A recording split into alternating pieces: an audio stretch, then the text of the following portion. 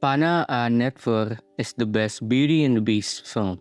It's the best film adaptation of the famous fairy tale, even better than these films. So what made this 1978 version the best out of all the other films? Simply, it's because of this character. Before we go to him, I want to ask you a question. What is the moral of Beauty and the Beast? I think that is a pretty easy question, even for those who've never watched the films. Beauty is in the eye of the beholder. Love transcends physical appearance. The films teach us that love, kindness, and inner virtue are more important than external looks. While some of the films might explore other themes, using new characters or adding new elements, the film's main theme always revolves around the exploration of inner beauty. So what makes Panna Netvor better? Firstly, the film approaches the fairy tale from a different angle, focusing more on the beast's journey, which is the character before. Throughout the film, we also see his battle against looking like this, the hatred he shows to the world, the sad reality of him always looking down on himself, and the hope he sees through his relationship with Beauty. By doing so, the film upgrades the familiar fairy tale to not be just another basic, shallow, surface-level exploration of beauty, but also the psychological effects of being different and hating how you look.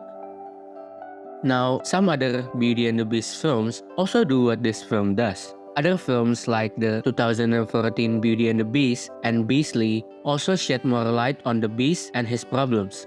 But unlike those films, Panna Netvor explores the themes so much better and stronger.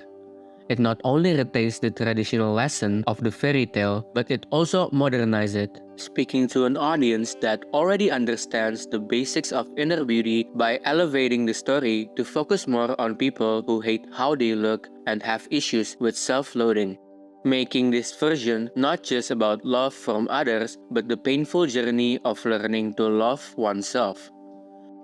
Let me break down the film for you to see how it explores the themes. At the start, the film sets the beast as a figure filled with anger from his self-loathing.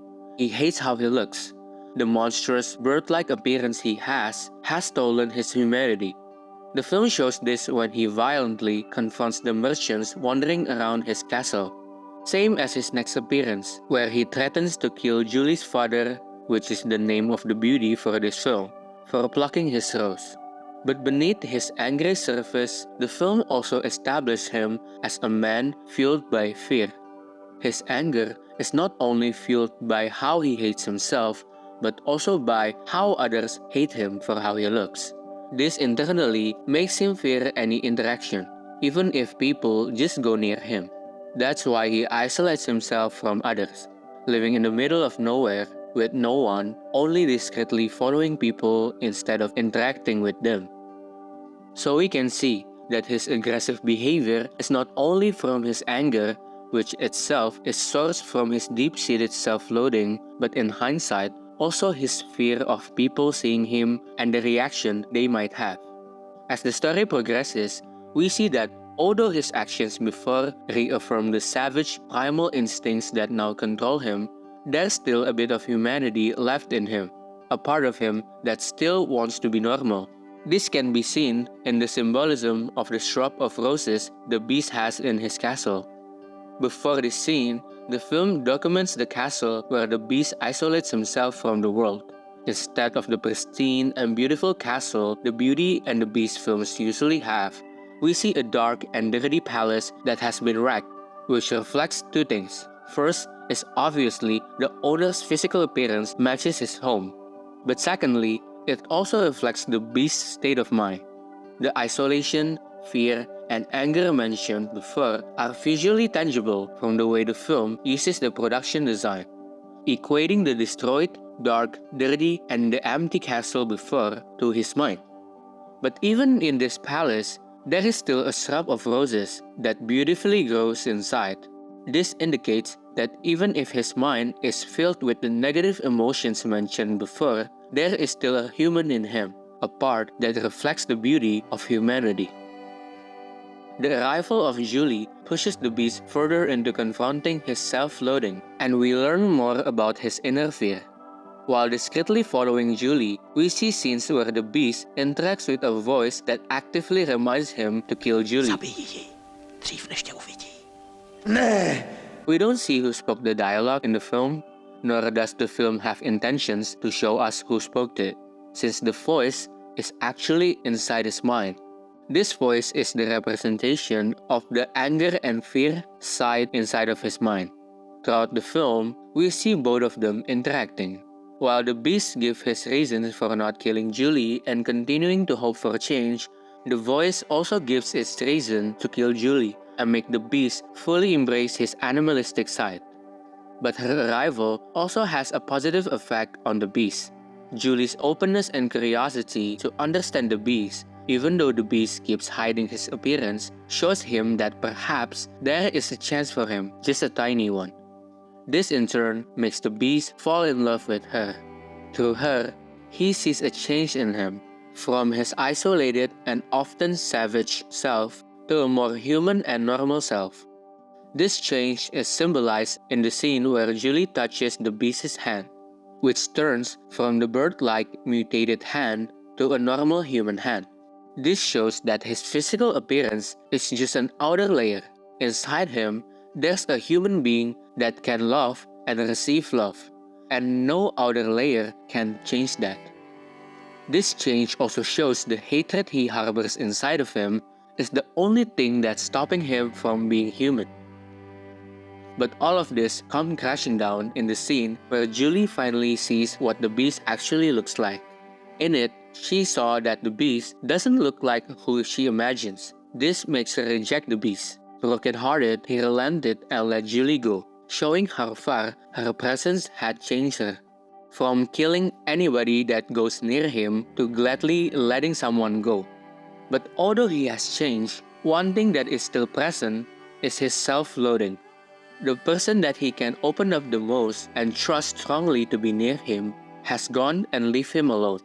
The rejection he experienced pushes him to acknowledge that no one will love him, which burns his self-loathing bigger and brighter.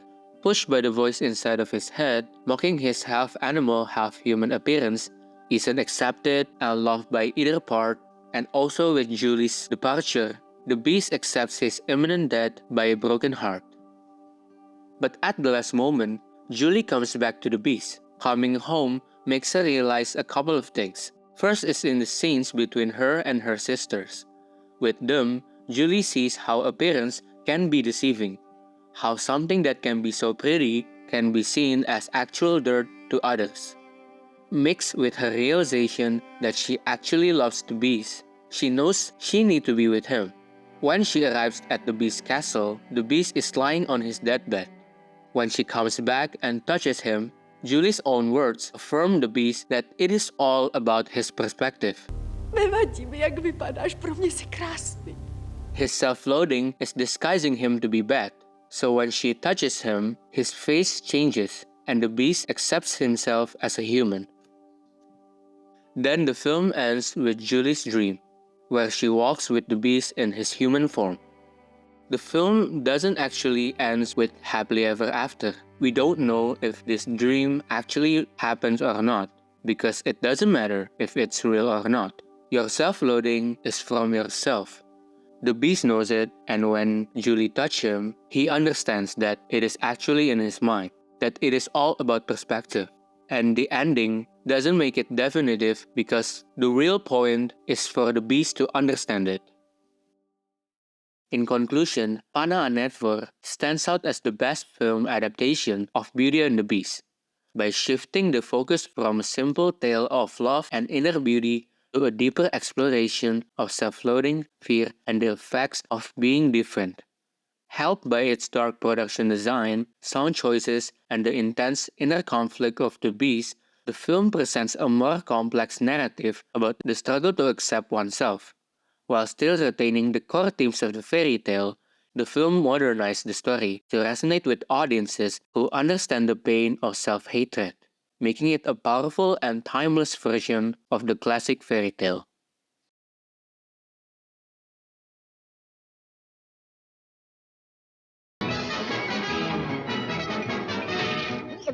That's all, folks. One thing that I haven't mentioned, but I think you guys would have noticed if you've watched the film or paid attention to the scenes I show, is how the film managed to tell a lot of the story by only using the technical side of the film. The most obvious one is how dark the production design and the costume and makeup are. Not only they are there to help make the film more darker, but making his house messy and his design to be more animalistic makes sense, as it will solidify his self-loathing even more. His unbotheredness to his house reflects somebody who really doesn't care anymore, and seeing this place will fuel this hatred even more.